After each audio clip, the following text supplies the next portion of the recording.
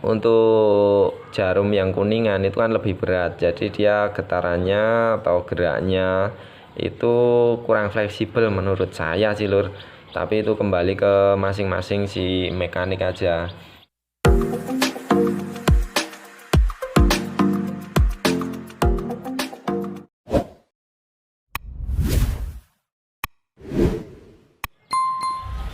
Assalamualaikum warahmatullahi wabarakatuh. Ketemu lagi di Simple Channel. Saya ucapkan selamat pagi, siang, sore, dan malam bosku. Video kali ini saya pengen berbagi pengalaman cara meriset ulang karbu PWK. Ini kalau teman-teman beli baru itu harus dan perlu riset ulang lur, karena faktanya seperti video saya yang kemarin yang saya praktekkan langsung di motor CB, ternyata tetap harus riset ulang. Nah, untuk teman-teman yang belum tahu bisa simak video saya yang sebelumnya, itu ada yang langsung saya pasang di motor. Itu ternyata nggak langsung PNP lur, maksudnya nggak langsung baru pasang setel jadi, nggak seperti itu, tapi memang butuh di setting ulang. Nah, apa saja yang perlu di reset ulang? Simak terus videonya, jangan di skip, karena kita di sini belajar bareng-bareng. Saya sendiri pun juga masih belajar lur. Oke, untuk teman-teman yang mungkin baru nemu video atau channel ini, bisa bantu like dan subscribe-nya. Dan untuk teman-teman yang udah subscribe, saya ucapkan terima kasih lur. Ini saya berbagi pengalaman riset ulang karbu PWK untuk settingan di motor 4 tak lur ya.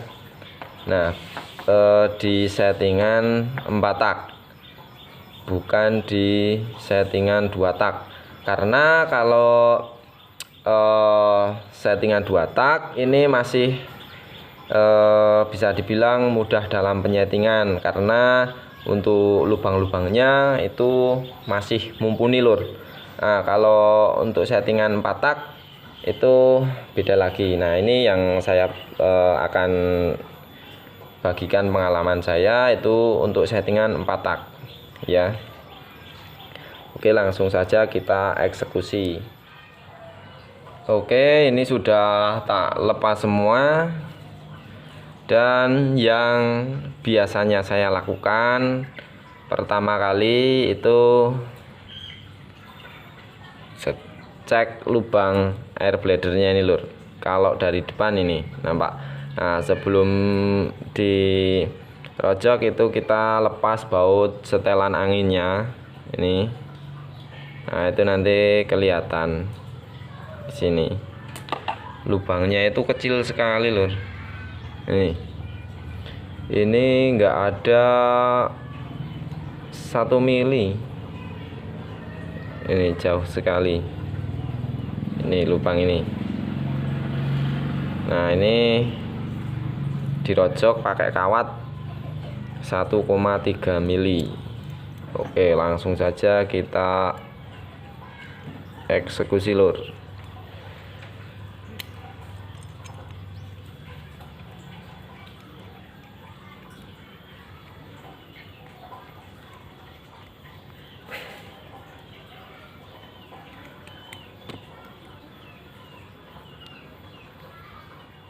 Nah, ini teman-teman perhatikan. Nah, ini sudah tembus lur, seperti ini. Ini tampak dari depan. Nah, ini sekarang teman-teman bisa lihat lubangnya ini masuk. Sangat berbeda jauh dengan yang tadi sebelumnya. Nah, kenapa kok saya rojok lur? Nah, ini kenapa kok perlu dirojok? itu fungsinya untuk menyeimbangkan udara yang masuk dan untuk menstabilkan pencampuran antara bahan bakar dan udara. Intinya untuk menyempurnakan pengkabutan. Nah, karena untuk settingan 4 tak itu membutuhkan partikel-partikel bahan bakar yang lembut atau pengkabutan yang bisa dibilang yang lembut. Beda dengan settingan 2 tak. Kalau settingan 2 tak kan partikelnya lebih gede-gede lur. Nah, kalau dibikin pengkabutannya itu lembut, kalau di 2 tak itu malah motornya nggak enak seperti itu. Makanya untuk settingan 4 tak ini perlu dirojok. Nah, kalau ini nggak dirojok, apa yang terjadi mas? Kalau ini nggak dirojok, itu setelannya susah dicari dan pasti berubah-berubah lur.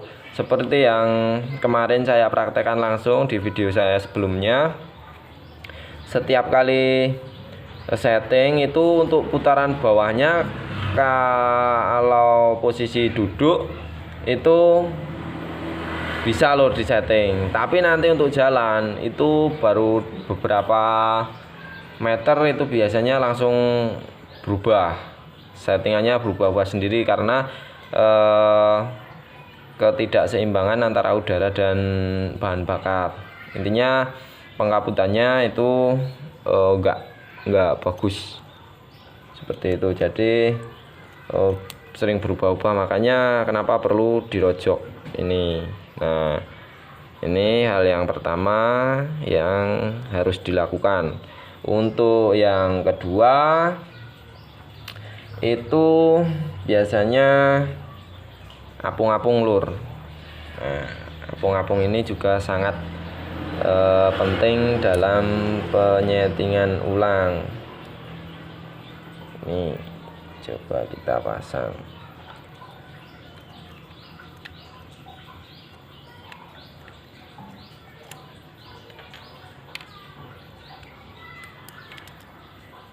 Nah, ini kalau menurut saya terlalu jengat lur, yang berarti kalau kita balik seperti ini otomatis dia di posisi seperti ini udah nutup, dan debit atau volume bahan bakar yang ada di tampungan ini bisa dibilang kurang. Nah, tapi saya sendiri juga belum tahu untuk karakter karbu NGO ini seperti apa. Kalau yang biasanya itu turun ke bawah segini, sehingga volume bahan bakar yang ada di mangkok ini kelebihan atau terlalu banyak, yang berakibat bawahnya itu susah disetting. Meskipun pilot jetnya itu pakai ukuran kecil, tapi bawahnya tetap saja selalu berbet seperti itu. Nah, sedangkan kalau yang ini jengat munggah. Nah, ini terlalu naik. Tapi ini akan saya coba untuk setting rata-rata air terlebih dahulu. Itu besok untuk settingannya jadinya seperti apa. Nah, ini akan saya coba setting rata-rata air lur. Jadi caranya cukup simpel sekali, cutik saja ini platnya yang ada di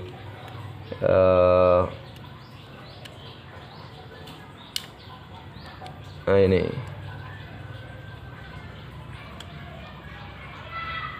Nah, nih, ini sudah saya turunkan.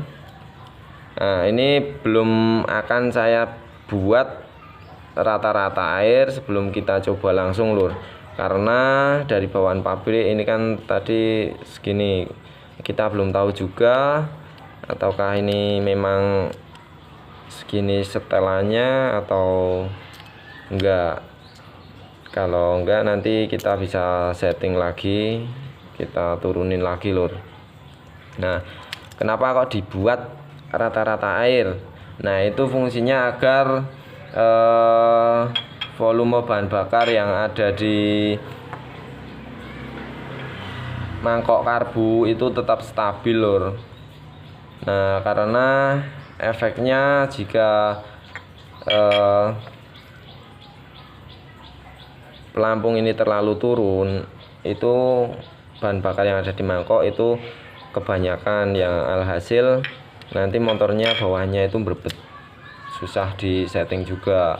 Nah, terus kalau bahan bakar di mangkok kurang atau ini terlalu jengat seperti ini, itu bawaannya mudah disetting. Akan tetapi nanti ketika buat nafas panjang atau tarikan atas terus kita lorot, itu biasanya bakal ini lur, seperti kehabisan bensin karena tampungan bahan bakar yang ada di mangkok ini kurang. Seperti itu pengalaman yang pernah saya coba di motor itu seperti itu. Nah, makanya setelan apung-apung ini sangat penting dalam penyetingan karbu PWK semacam ini. Nah, terus kita lepas lagi.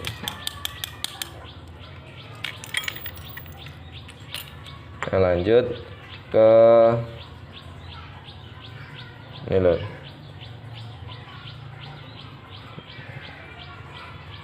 Untuk karetnya itu kita pastikan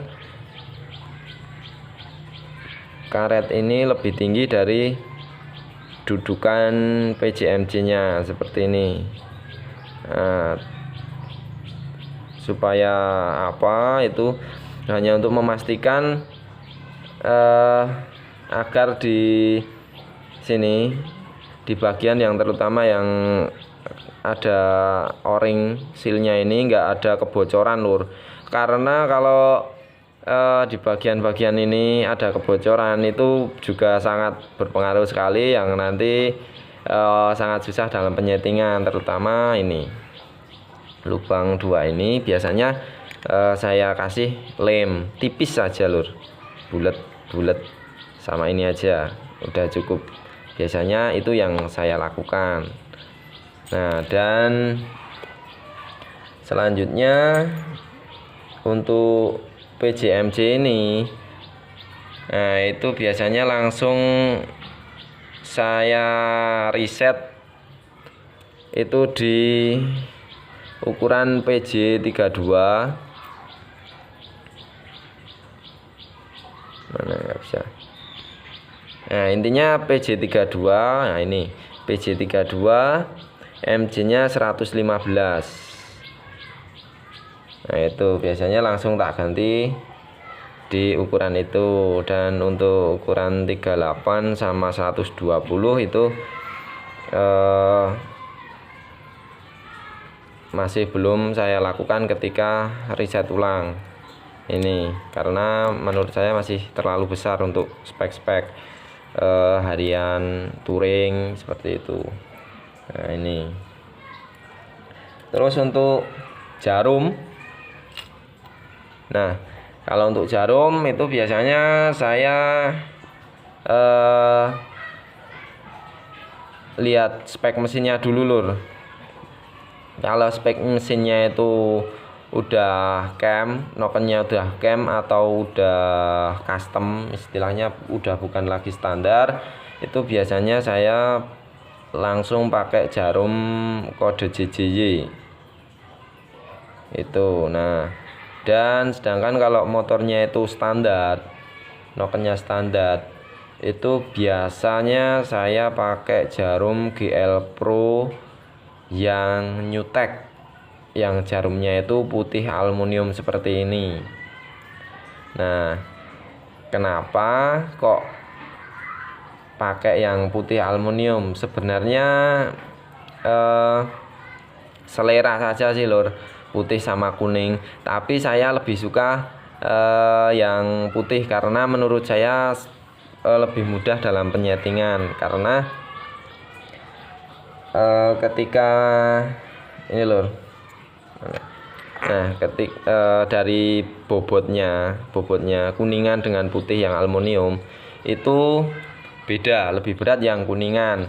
Jadi ketika kena getaran hisap dari mesin itu, kalau yang putih aluminium itu lebih mudah geraknya. Jadi bahan bakar yang keluar itu dia lebih bisa menyesuaikan mesin, sedangkan untuk jarum yang kuningan itu kan lebih berat, jadi dia getarannya atau geraknya itu kurang fleksibel menurut saya sih lur. Tapi itu kembali ke masing-masing si mekanik aja. Itu kalau saya lebih suka yang putih, dia lebih ringan, lebih mudah dalam penyetingan. Nah, seperti itu lur. Oke, mungkin sekian dulu video sharing berbagi pengalaman riset ulang karbu PWK yang sekelas ini lur. Nah, semoga video ini bermanfaat dan berguna bagi siapa saja yang nonton. Nah, ini bisa dipraktekkan langsung lur. Mungkin cukup sekian dulu, sampai jumpa di video saya selanjutnya. Salam otomotif. Wassalamualaikum warahmatullahi wabarakatuh. Mantap.